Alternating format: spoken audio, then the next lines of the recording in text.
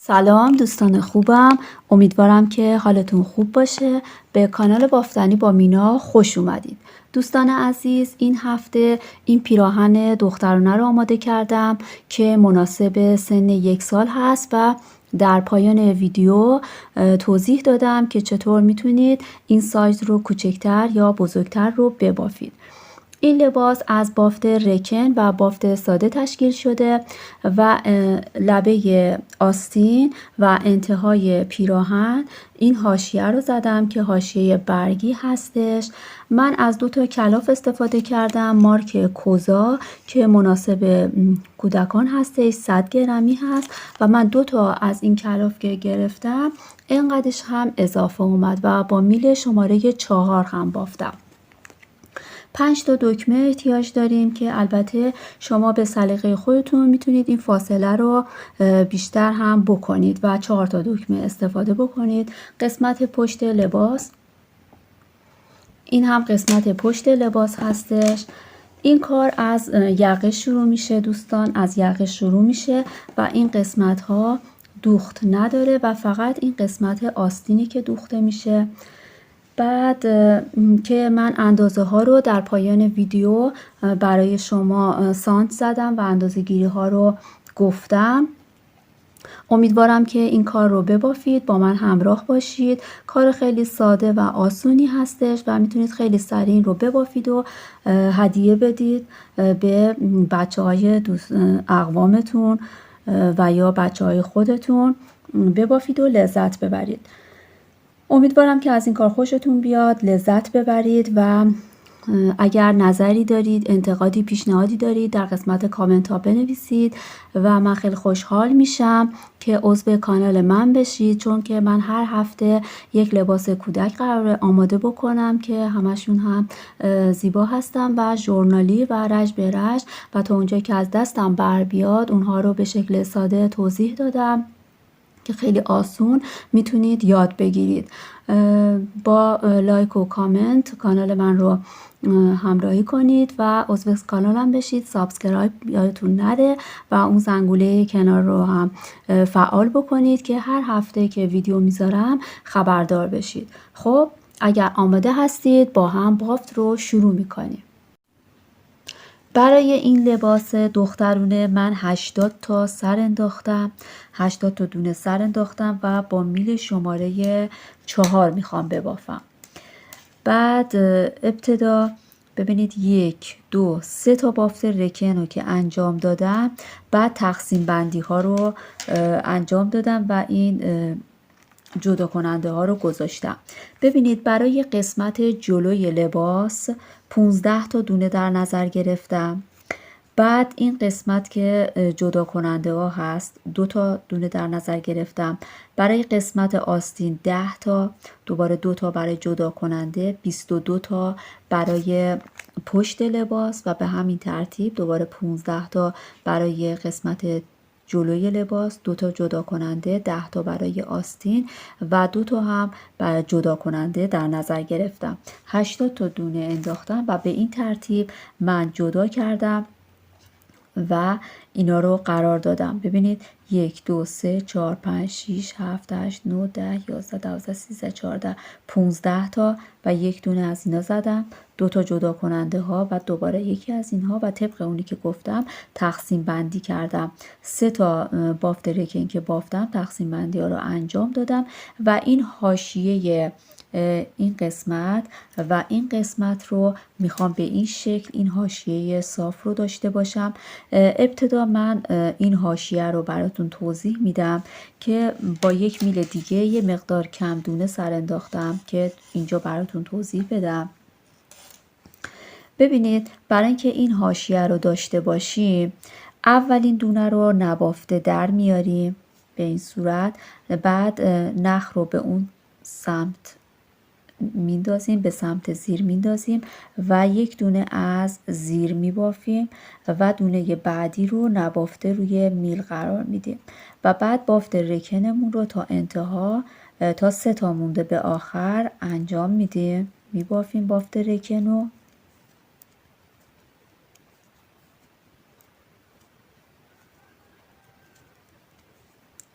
تا برسیم به 3 تا دونه آخر که اونم برای حاشیه اون سمت لباس در نظر گرفتم. مثلا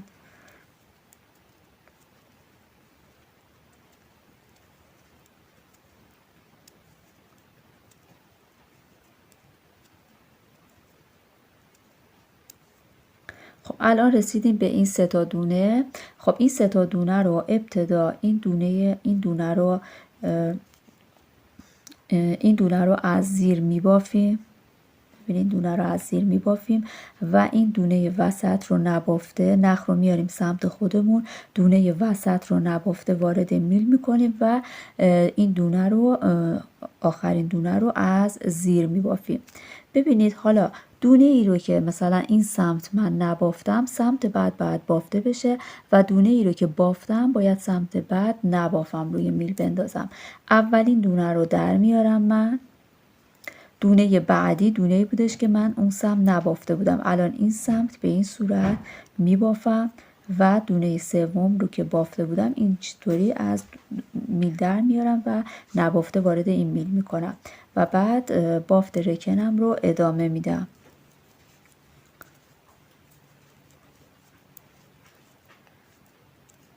بافت رکن رو میبافم.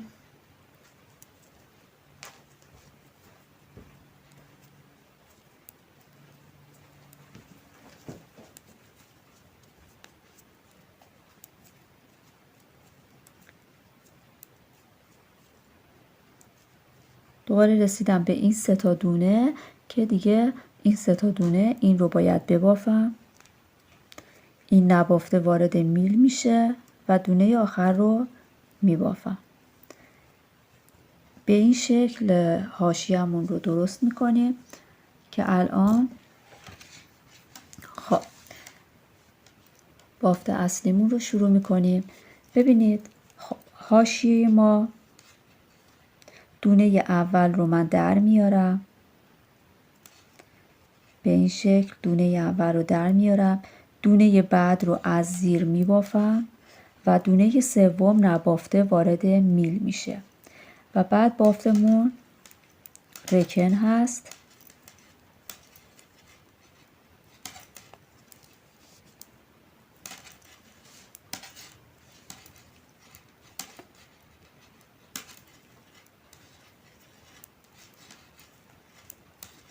اینا رو از زیر میبافم تا به این علامت گذار برسم. وقتی که به این علامت گذار رسیدم باید دونه اضافه بکنم. ببینید همینطوری یک دونه اضافه میکنم. من میخوام که تو یک رج سوراخ بیفته و بعد رج بعد یه طوری باید دونه اضافه بکنیم، یعنی دومین باری که میخوایم مثلا دونه اضافه کنیم یه طوری اضافه بکنیم که مشخص نشه، یعنی یک بار سوراخش مشخص میشه، یک بار مشخص نشه. الان این بار اول هستش، به این صورت دونه اضافه میکنم، علامت گذار رو میندازم این سمت و دو تا دونه بعدی که دونه های وسط رو این دوتا رو از زیر میبافم، علامت گذار رو میندازم این سمت و دوباره یک دونه دیگه اضافه میکنم و بعد این 10 تا دونه رو میبافم از زیر.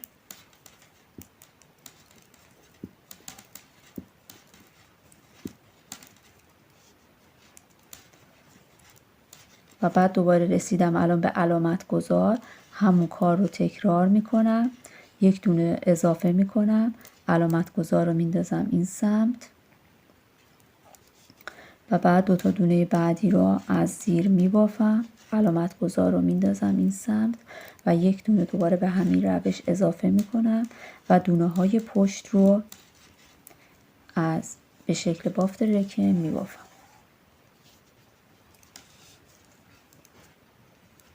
اینا رو میبافم.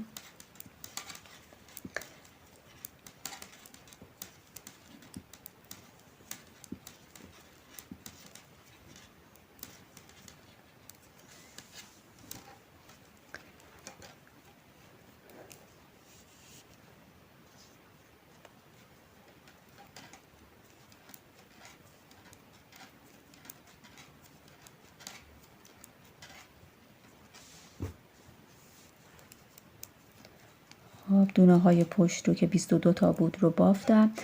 دوباره بعد این سمت دونه اضافه کنم به همین ترتیب، یک دونه میندازم روی میل، اضافه میکنم، 2 تا دونه وسط رو از زیر میبافم، دوباره جدا کننده رو میندازم، یک دونه اضافه میکنم و بعد این 10 تا دونه قسمت برای آستین رو هم میبافم از زیر.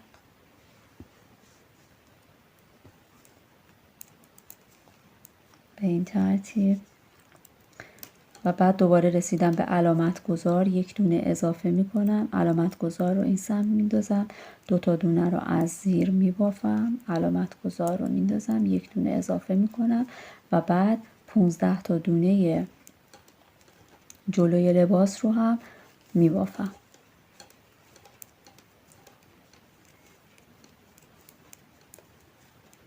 میبافم تا برسم به 3 تا دونه‌ای که گفتم میخوام به صورت حاشیه یک دست داشته باشم. این 3 تا دونه که رسیدم، این دونه رو از زیر میبافم، دونه بعد نبافته وارد میل میشه و دونه آخر رو هم به این شکل از زیر میبافم.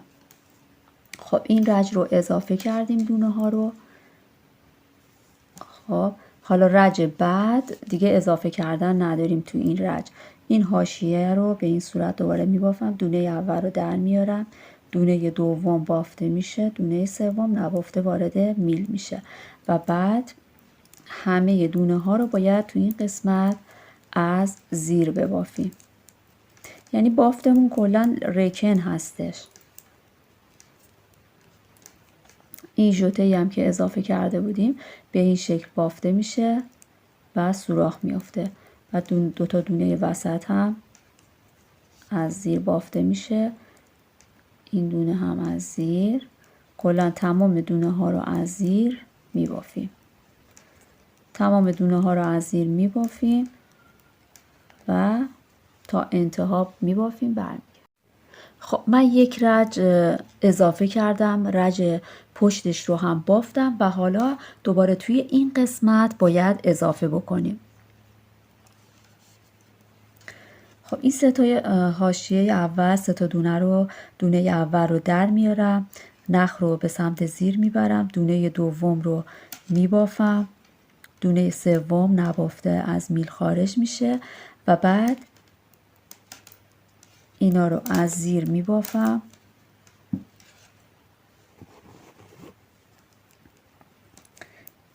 از زیر میبافم تا برسم به این گیره هایی که اینجا زدم.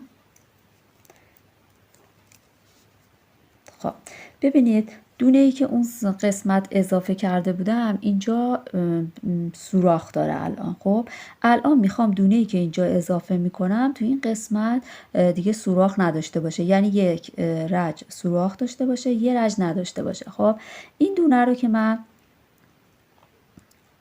به شکل رکن از زیر میبافم. خب الان من رسیدم به این جدا کننده ها، اینجا باید دونه اضافه کنم، دیگه این مدلی دونه اضافه نمی کنم توی این رج چون که دوباره سوراخ میافته. خب میام به شکل مخفی دونه اضافه میکنم، یک دونه دور انگشتم میپیچم و به این شکل اضافه میکنم که رج بعد که ببافم دیگه مشخص نمیشه، سوراخ نمیافته و بعد جدا کننده رو میندازم این سمت، 2 تا دونه وسط از زیر بافته میشه، جدا کننده رو میندازم این سمت و دوباره اینجا باید یک دونه اضافه بکنم، دوباره یک دونه میپیچم دور انگشتم و یک دونه به این شکل اضافه میکنم که مخفی باشه و بعد دونه های بعد رو از زیر میبافم، بافته رکن. به همین ترتیب تا آخر به این شکل دونه اضافه میکنم.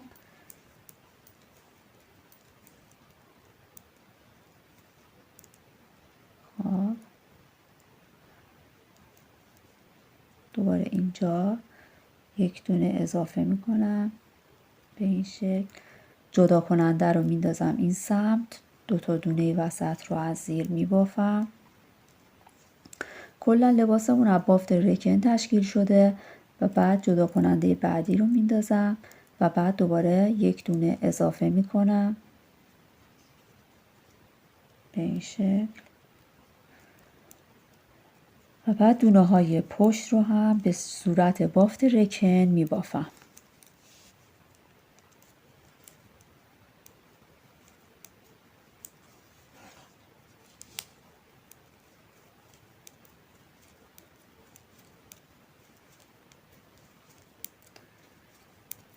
من این رج رو تا انتها می بافم.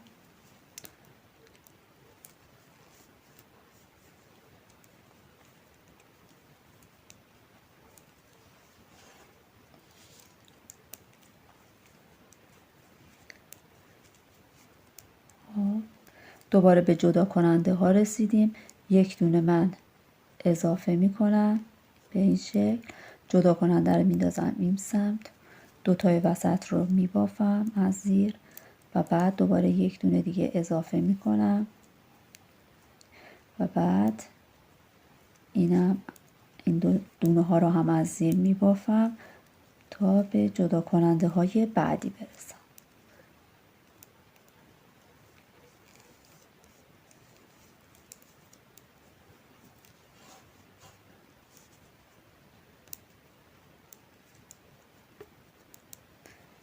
به این شکل دوباره اینجا هم یک دونه اضافه می کنم. جدا کننده رو این سمت میندازم و دوتا از زیر می بافم. جدا کننده رو این سمت میندازم. یک دونه دوباره اضافه می کنم به این شکل و بعد دونه های جلو رو هم از زیر می بافم. بافت رکن.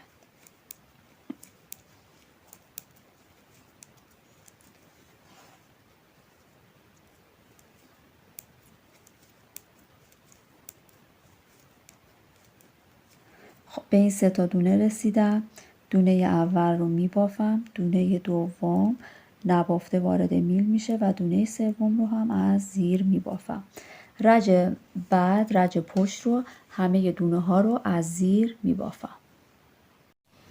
خب دوستان من این رج رو از زیر بافتم. الان میخوام نشون بدم این دونه ای رو که من اون سمت اضافه کرده بودم، گفتم باید مخفی اضافه بکنیم که سوراخ نیفته، به این شکله. این رو به همین شکل از زیر میبافیمش. این رو به این شکل از زیر میبافیم و رج رو تمام میکنم من.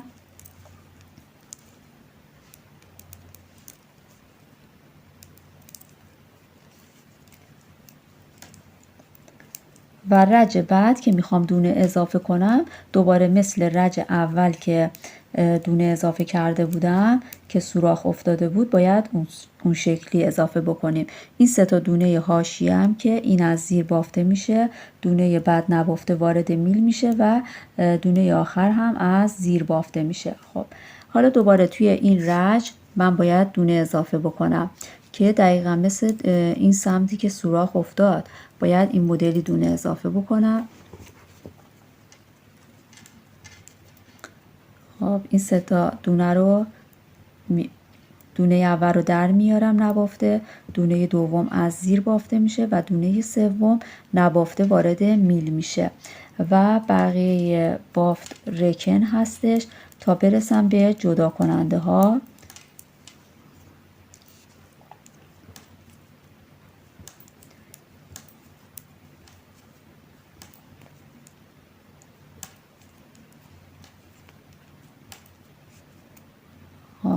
الان من به جدا کننده ها رسیدم و ببینید اینجا یک بار من اینو طوری زدم که سوراخ افتاد و یک بار دیگه نه. الان دوباره باید این مدلی ژوته بزنم، دونه زیاد بکنم و این رو وارد میل بکنم.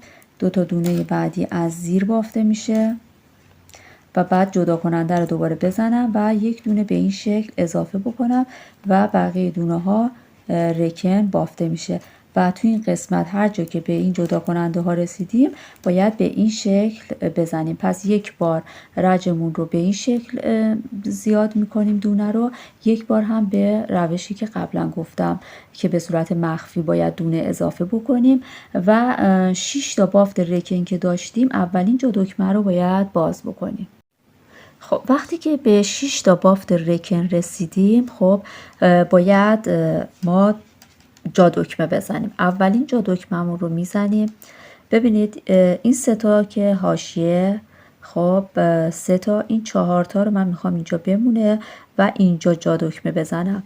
میام این 2 تا رو با هم از زیر 2 تا یکی میکنم و بعد یک دونه ژوته میزنم اینجا و بعد بقیه دونه ها رو میبافم. این رو از زیر میبافم، این دونه رو از زیر، این نبافته وارد میل میشه و دونه آخر رو هم به این شکل از زیر میبافم. به همین شکل باید ببافیم. یک رچ های زیر باید دونه زیاد بکنیم. یک بار دونمون رو ژوتش رو به این صورت میندازیم که سوراخ بیفته و بعد دوباره سمت پشت رو میبافیم و بعد رچ بعد که دوباره باید دونه زیاد بکنیم، دونه مخفی باید بزنیم، دونه زیاد بکنیم که به این شکل در میادش. ببینید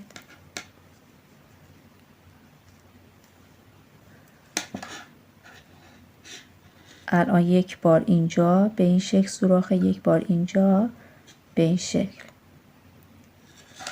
یک مقداری من میبافم و بعد سانت میزنم که بهتون میگم چقدر بافتم و چند بار کور کردم. خب دوستان، من الان 21 دفعه دونه اضافه کردم. برای اینکه به متوجه بشیم که چند تا دونه اضافه کردیم، از این قسمت ها میشه متوجه شد، از این قسمت هم میشه. ببینید قسمت جلو 15 تا دونه بود دیگه، از این دوتای وسط بود، این دوتا. خب بعد از اینجا 15 تا دونه بودش. ببینید الان 1 2 3 4 5 6 7 8 9 10 11 12 13 14 15. این 15 تای اول که برای این قسمت گذاشته بودیم، برای قسمت جلو گذاشته بودیم، اینقدر دونه اضافه شده. من اینا رو میشمارم: 1 2 3 4 5 6 7 8 9 10 11 12 13 14 15 16 17 18 19 20 21. 21 دونه اضافه شده اینجا. خب وقتی که 21 دونه اضافه کردید دیگه کافی هستش، برای بچه 1 ساله کافی هستش. خب باید بیایم بعد این قسمت هم نگاه بکنید. من 2 تا جا دکمه باز کردم، یکی اینجا هست، یکی هم این قسمت جا دکمه زدم. ببینید 1 2 3 4 5 6 7 8 9 تا بافت رکنمو که بافتم، بعد دومین جا دکمه رو هم زدم و سومین جا دکمه رو هم باید به همین صورت وقتی که 9 تا بافت رکن داشتید اون رو بزنید. حالا اینجا من میخوام که قسمت آستین رو اول ببافم، باید جدا بکنم. این دونه جلو رو من اول میبافم. خب این 3 تا دونه اول بود که دونه اول رو در می آوردم، دونه دوم رو از زیر میبافتم، دونه سوم نبافته و بعد بقیه بافت رکه. اینا رو من میبافم تا برسم به دونه های آستین که میخوام اول اونا رو ببافم. این سمت رو من میبافم.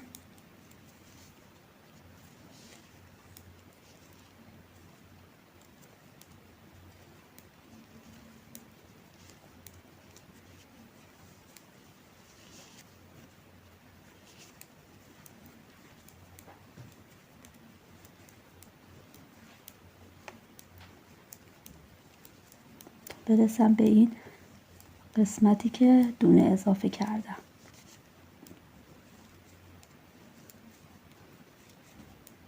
خب الان ببینید این 2 تا دونه ای هستش که وسط بود، بعد این سمت و این سمتش دونه اضافه می کردیم. یکی از این قسمت جلو یک دونه اضافه می کنیم.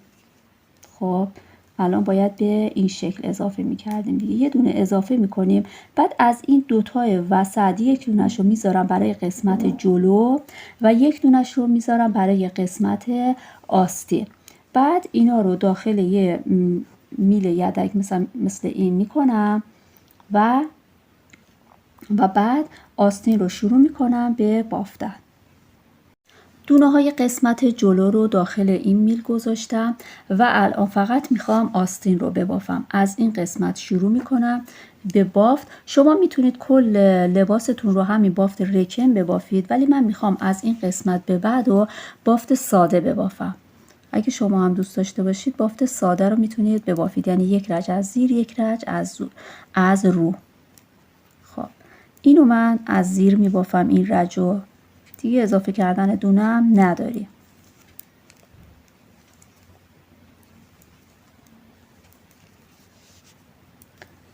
همزمان میشمارم ببینم که چند تا دونه شده این قسمت. 1 2 3 4 5 6 7 8 9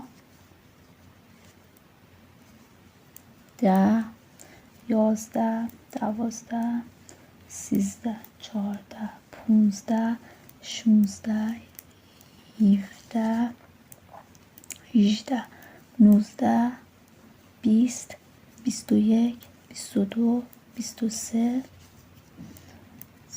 24 25 26 27 28 29 30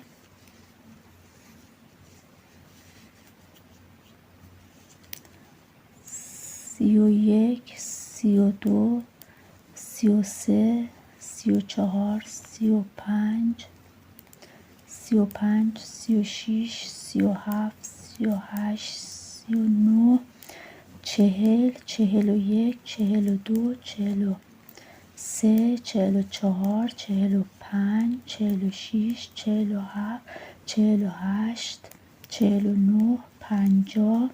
ببینید هر نرسیدیم به این قسمت. 51 52 53. بعد این دو تا دونه وسط رسیدیم که گفتم یک دونش رو برای آستین در نظر میگیرم، یکیش هم میفرستم برای این قسمت پشت. خب 53 با این میشه 54. این 54 تا دونه رو الان من میخوام به شکل بافت رفت و برگشت و به شکل ساده ببافم. الان نگاه کنید، برای دخترها اینجا دکمه ها قسمت راست لباس دیگه. خب الان ببینید این قسمت باید قرار بگیره، این سمت رو میشه. خب باید من الان این رج رو از رو ببافم برای ساده بافی. الان من 10 رج از رو میبافم و بعد باید دونه کم بکنم. این 10 رج از رو میبافم ساده بافی رو و بعد دونه باید کم کنم. قسمت آستین رو الان من 10 رج ساده بافتم و میخوام یک دونه از این سمت و یک دونه از این سمت کور بکنم. برای اینکه اولین دونه کور بکنم، این دونه اول رو من در میارم، از همون ابتدا کور نمی کنم که این حاشیه هم به هم نخوره. ببینید دو تا دونه بعدی رو با هم دیگه یکی میکنید به این شکل و بعد بافتمون رو ادامه میدیم تا برسیم به این دو تا دونه این سمت و این دو تا دونه این سمت رو هم دقیقا مثل همین قسمت که الان کور کردم یکی میکنیم و دونه آخر رو میبافیم و بعد این رو ادامه میدیم. 10 سانت دیگه میبافیم و یک دونه از سمت چپ و یک دونه از سمت راست کور میکنیم. برای قسمت آستین من 38 رج بافت ساده رو بافتم و رج آخر رو به صورت بافت رکن بافتم. تو دو قسمت دونه کم کردم. وقتی که 10 رج بافتم، یک دونه از این سمت و یک دونه از این سمت کور کردم و دوباره 10 رج دیگه بافتم و یک دونه از این سمت و یک دونه هم از این سمت کور کردم و بعد بافتم رو ادامه دادم تا شد 38 رج که الان براتون سانت میگیرم. از این قسمتی که جودونه تموم شده، یعنی قسمت ساده رو من براتون سانت میگیرم که دقیقاً 12 سانتی متر هستش و بعد باید قسمت لبه آستین که به صورت برگ هست اون رو ببافیم که به این صورت دونه اول رو در میاریم، دونه دوم از رو بافته میشه که این دو تا دونه جزء برگمون نیست. برای برگمون از اینجا شروع میکنیم. 2 تا دونه رو از زیر میبافم، یک دونه ژوته میزنم، یک دونه از زیر، یک ژوته و 2 تا دونه از زیر میبافم. این الان یک دونه برگم و برای اینکه این برگ با برگ بعدی بینش فاصله داشته باشه 3 تا دونه رو هم از رو میبافم و بعد دوباره برگ بعدی 2 تا دونه از زیر، یک ژوته، یک دونه از زیر، یک ژوته و 2 تا دونه از زیر که این دونه ای که بین این دوتا ژوته هستش، این همون دونه گندمی هستش که وسط برگ بالا میره و بعد 3 تا دونه از رو. این رو باید همینطور تکرار بکنم. ببینید 2 تا دونه از زیر، 1 ژوته، 1 دونه از زیر، 1 ژوته، 2 تا از زیر و بعد 3 تا دونه بین برگ ها از رو. دوباره 2 تا از زیر، 1 ژوته، 1 دونه از زیر، 1 ژوته، 2 تا از زیر و 3 تا دونه از رو. گل برگ بعدی 2 تا از زیر، 1 ژوته، 1 دونه از زیر، 1 ژوته، 2 تا از زیر و 3 تا دونه از رو و بعد دوباره تکرار 2 تا از زیر، 1 ژوته، 1 دونه از زیر، 1 ژوته، 2 تا از زیر و 3 تا دونه از رو. این رج تموم شد. رج برگشت دیگه اضافه کردن نداریم و دونه ها رو به همون شکلی که میبینیم میبافیم. دونه اول رو در میارم، دونه بعد زیر از زیر میبافم، 2 تا دونه از زیره و بعد بقیه دونه از رو، ژوته که انداختم از رو میبافم. به همین ترتیب این رج رو میبافیم.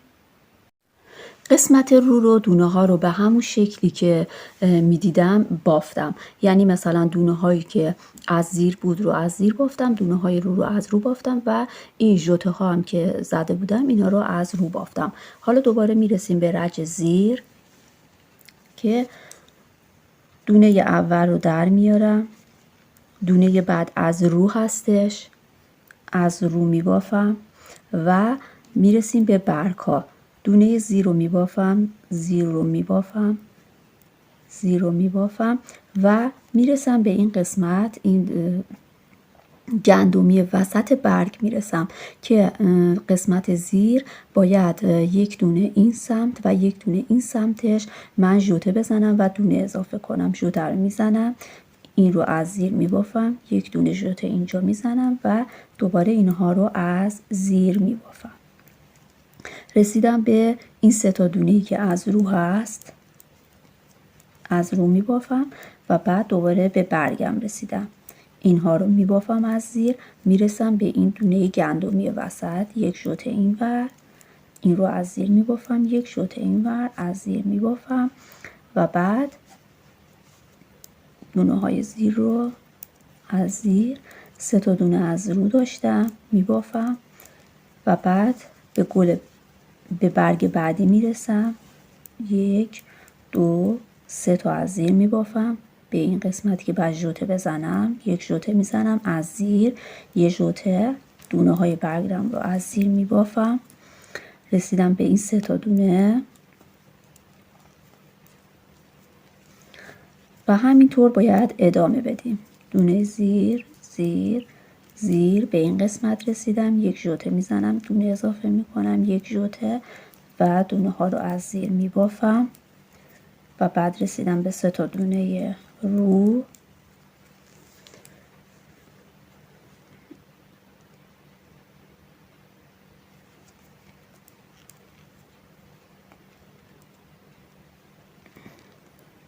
دونه رو من درست میکنم و بعد دوباره به برگم رسیدم، 2 تا 3 تا از زیر میبافم، 1 ژوته از زیر، 1 ژوته از زیر. دقیقا مشخص میشه که کجا باید ژوته ها رو بزنیم. از رو، زیر زیر زیر، 1 ژوته از زیر، 1 ژوته از زیر، ژوته رو زدم و بعد دونه های زیرم رو میبافم و 3 تا دونه آخر که از رو هستش. الان نگاه کنید برگ ما برگمون به این شکل در اومده. الان 1 2 تا سوراخ هر کدوم داره.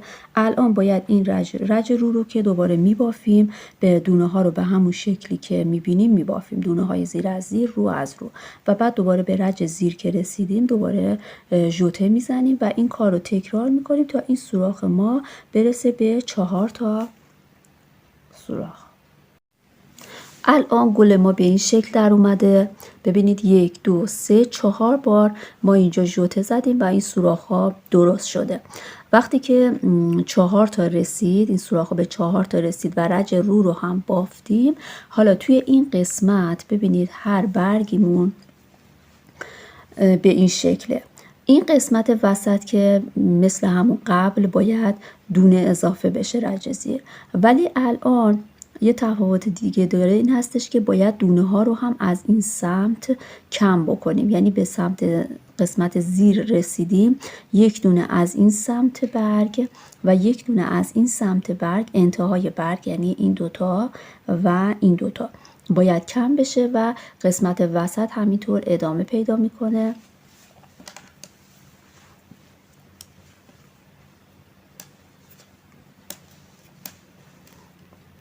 نخم رو آزاد کنم. خب دونه اول رو از روی میل در میارم، دونه دوم به رو هست، به رو میبافم و الان رسیدیم به ابتدای برگ. ببینید این دوتا دونه رو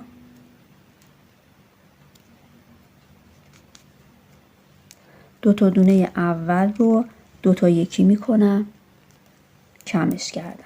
خب بعد بقیه دونه ها که از زیر هست میبافم، میرسم به این گندمی وسط برگ، دونه رو اضافه میکنم. یعنی هم کم کردن داریم از این سمت، هم اضافه کردن از قسمت وسط برگ. دوباره دونه اضافه میکنم، برگ دونه‌مو بگیرم درستش کنم. خب این رو از زیر میبافم، از زیر میبافم، زیر، تا برسم به این دوتا دونه انتهای برگم که برای اینکه این رو به این سمت کور بکنیم بهتر هستش که دوتا دونه رو جابجا بکنیم تا فرم کور کردنمون بهتر بشه. نگاه کنید دوتا رو یکی میکنم، به این شکل کور شد. این گندمی از اینجا ادامه پیدا میکنه و شکل صاف و یک دستی رو به ما میده. پس چی شد؟ 1 دونه از این سمت برگ کور کردم و 1 دونه از این سمت. دونه های 3 تا دونه رو از رو میبافم و بعد دوباره این دوتا رو یکی میکنم،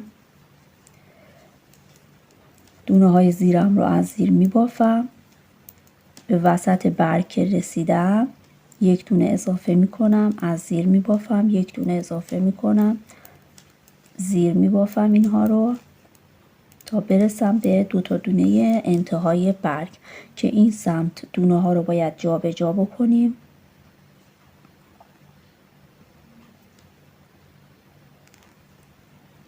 و بعد دوتا یکی میکنم، اینا رو از رو میبافم، دوتا یکی میکنم، دونه ها رو از زیر میبافم، 1 ژوته دونه زیر از زیر، 1 ژوته از زیر میبافم، دونه انتهای برگم رو جابجا میکنم،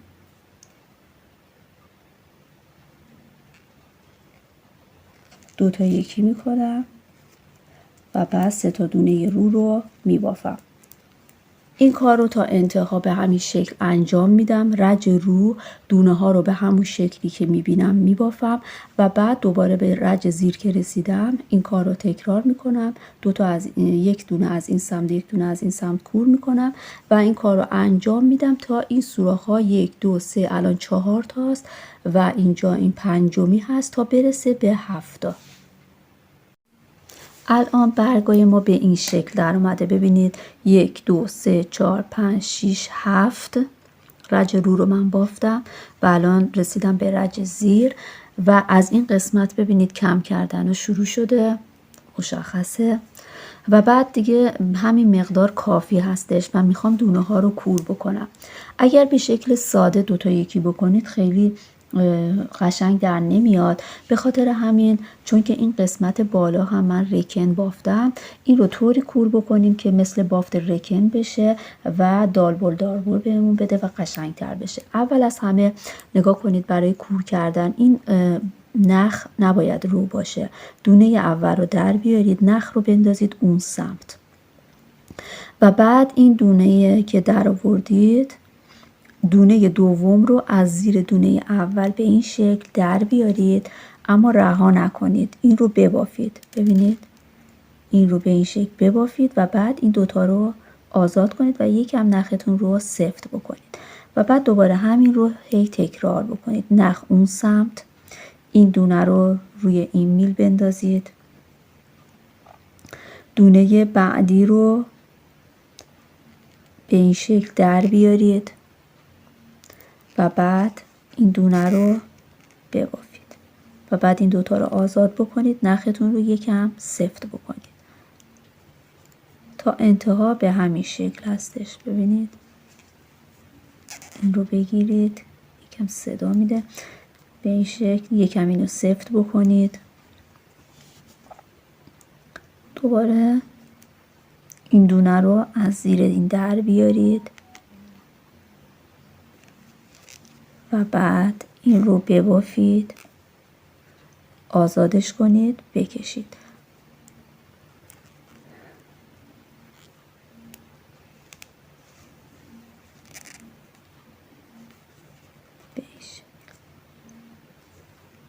دوباره برای اینکه راحت تر باشید میتونید جهت این دونه رو تغییرش بدید، بعد به این صورت راحت تر در میاد.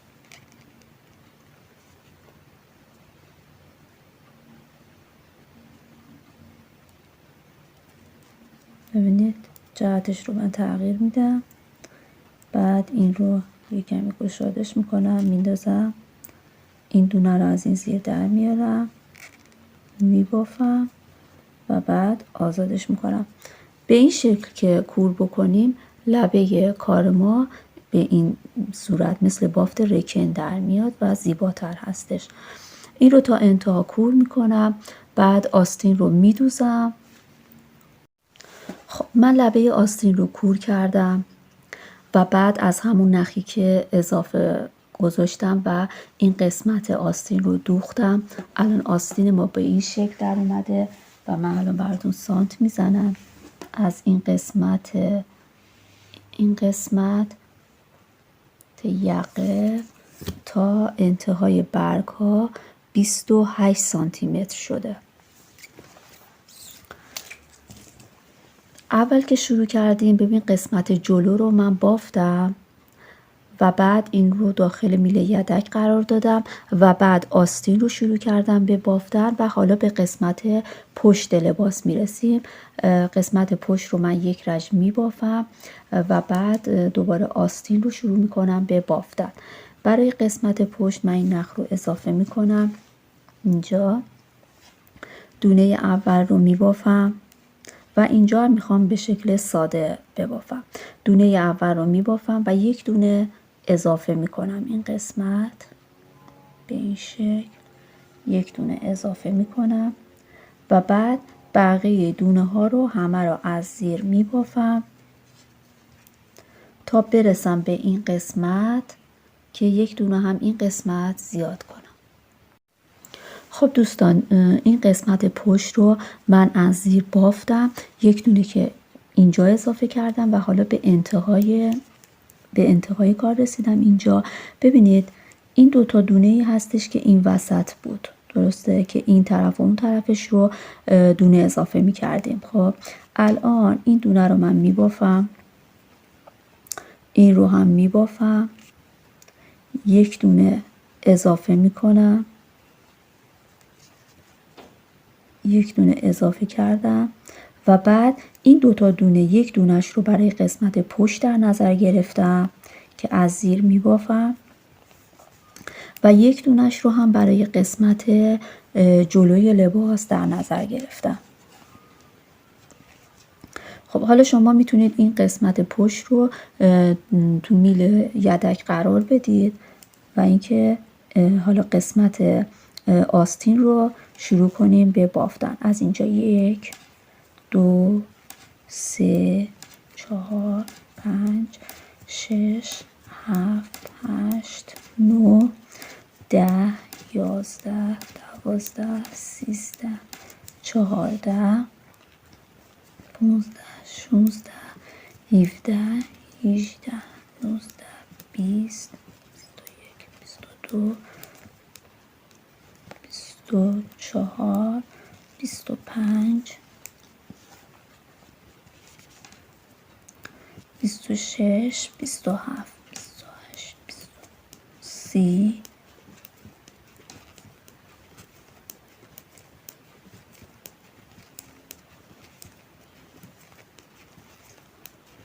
40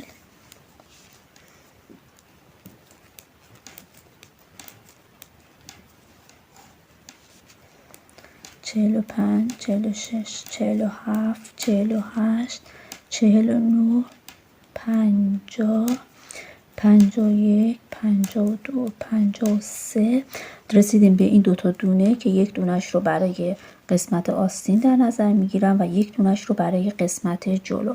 حالا این 54 تا دونه رو باید دقیقاً مثل همین سمت که آستین رو بافتیم به شکل ساده ببافیم. 10 رشت که بافتیم یک دونه از سمت چپ و یک دونه از سمت راست گور بکنیم، بعد دوباره 10 رشت ببافیم، یک دونه از سمت چپ و یک دونه از سمت راست گور بکنیم، کلا 38 رشت ببافیم و بعد این لبه آستین رو به همین شکل تموم بکنیم. من دومین آستین رو هم دقیقاً مثل آستین اول بافتم و این قسمت درزش رو هم دوختم. ببینید ما از این قسمت شروع کرده بودیم به بافت. این قسمت جلو رو بافتیم، قسمت آستین رو دونه ها رو جدا کردیم، آستین رو بافتیم، دوختیم و بعد قسمت پشت رو بافتیم، رسیدیم به آستین بعدی. آستین بعدی رو هم بافتیم و حالا قسمت جلو مونده. قسمت جلو مونده که اینها همه یک رج بافته شده، فقط قسمت این سمت جلو رو من نبافته بودم که میخوام دونه اضافه بکنم. اگر من از اولین دونه شروع کنم به بافت و اضافه کنم، اینجا یک سوراخ میفته و باید یک دونه اضافه بکنیم. ببینید این رو به این صورت میگیریم، خب روی میل میندازیم و به این شکل میبافیم.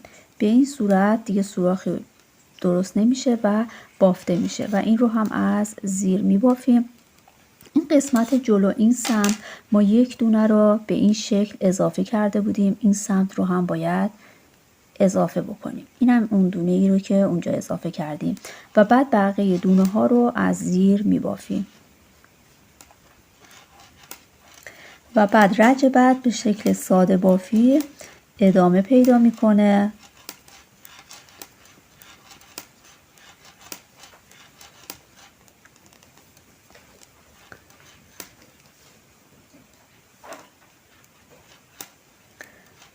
تو این قسمت باید جادکمه بزنم، سومین جادکمه میشه.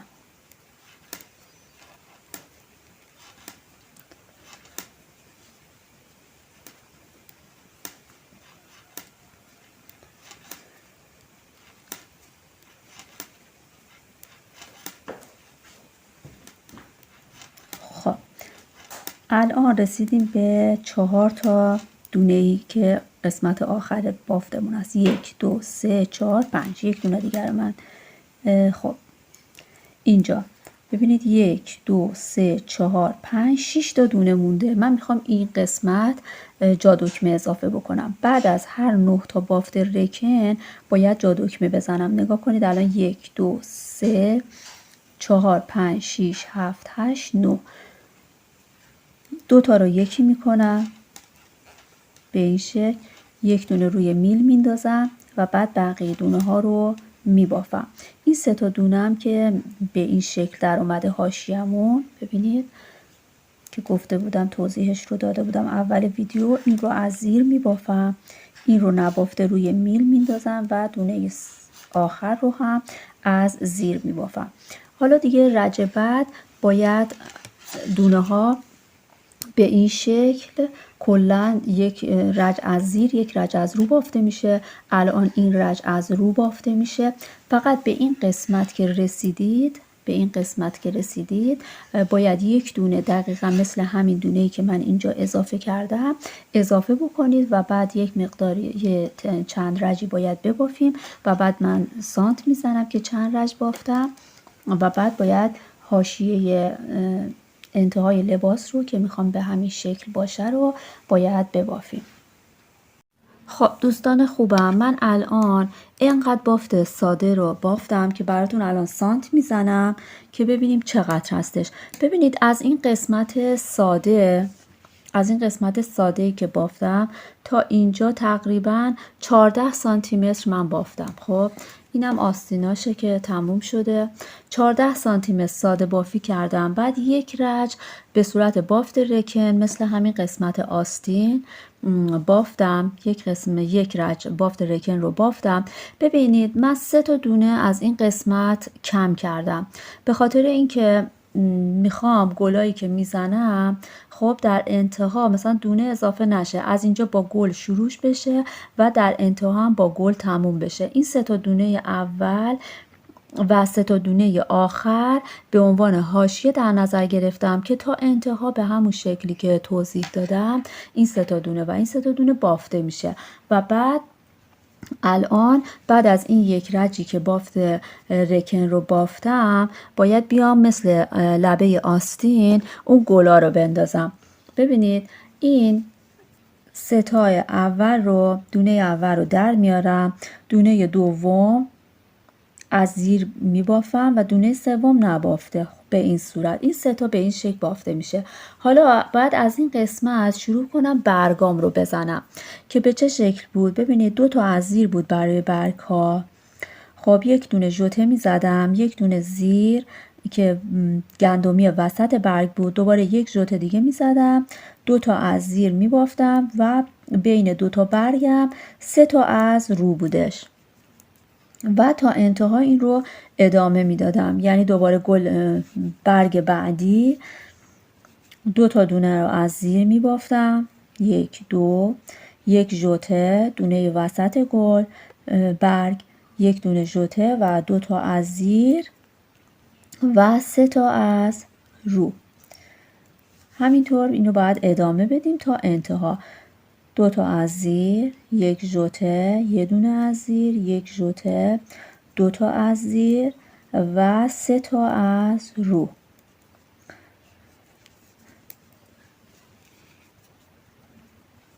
دو تا از زیر، یک ژوته، یک دونه زیر، یک ژوته، 2 تا از زیر و 3 تا از رو. خب این رو تا انتها به همین شکل میبافیم. بعد میرسیم به این 3 تا دونه این قسمت که اینو کاری نداریم، به صورت همون حاشیه میبافیم و برگ ها رو دقیقاً مثل همین قسمت آستین که بافتیم میبافیم و بعد به همین شکلی که لبه آستین رو توضیح دادم برای کور کردن کور میکنیم و بافت ما به انتها میرسه. خب دوستان عزیزم، لباس ما تموم شد و انتهای کار رو به این شکل من بافتم، کور کردم. دقیقاً ببینید هم اندازهش مثل لبه آستینمون شده، هیچ فرقی با هم نداره. دکمه ها رو دوختم و الان اندازه ها رو به شما میگم. از قسمت سرشونه تا انتها 31 سانتی متر شده و برای آستین از قسمت یقه از این سمت اگر بگیرم تا انتها 28 سانتی متر شده و این قسمتی که ساده بافی کردم تا انتهای برگ ها تقریبا 17 سانتی متر شده. و بعد شما اگر بخواید این رو برای بچه 9 ماهه ببافید، این قسمت که من 21 دفعه اضافه کردم اگر شما 18 دفعه اضافه بکنید کافی هستش و چند رج آستین رو کمتر ببافید و یه چند رجی هم این قسمت رو کمتر ببافید میزون میشه.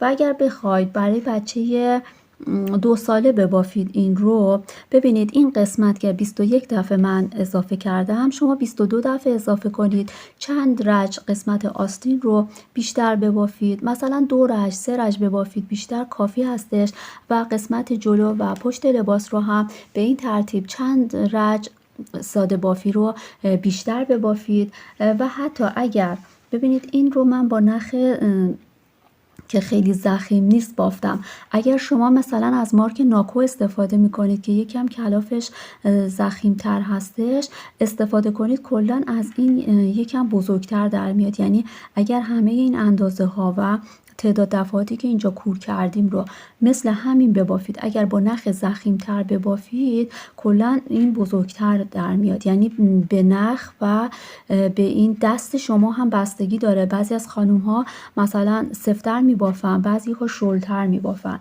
باید به این هم دقت بکنیم.